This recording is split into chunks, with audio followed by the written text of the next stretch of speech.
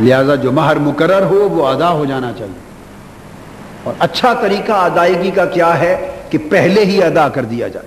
جو ہی نکاح ہو اور رخصتی ہو، زوجہ آپ کے پاس آئے، سب سے پہلا کام یہ کریں کہ جو مقرر کیا شریعت کے باعزت اور معروف طریقے کے مطابق ادا کر دیں.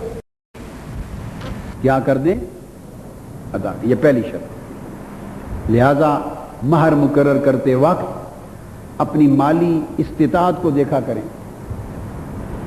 اب یہاں شرعی مہر کی بات آ جاتی.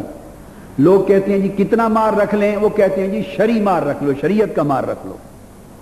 اب یہ یاد بات کو رکھ لیں، کوئی مہر ایسا مقرر نہیں کیا گیا شریعت نے جسے کہا جائے کہ یہ شرعی مہر ہے. ایک حدیث پاک سے کم از کم کی حد مقرر ہے کہ اس سے کم نہیں ہو سکتا. وہ اس زمانے میں 10 درہم مقرر کیا تھا حضور علیہ السلام نے. کیا؟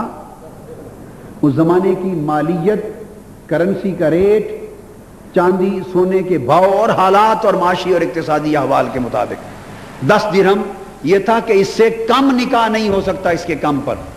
مگر شرعی مہر کیا ہوگا وہ مقرر نہیں. ہر ایک شخص کے مالی حالات کے مطابق جدا جدا ہے.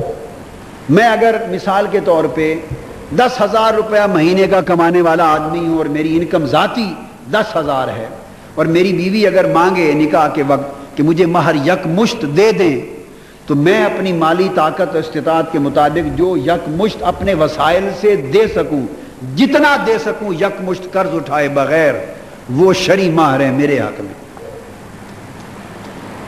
کوئی شخص اگر 1000 دے سکتا ہے یک مشت اپنے وسائل میں سے، استطاعت اتنی ہے، تو اس کے لیے 1000 شرعی مہر ہے.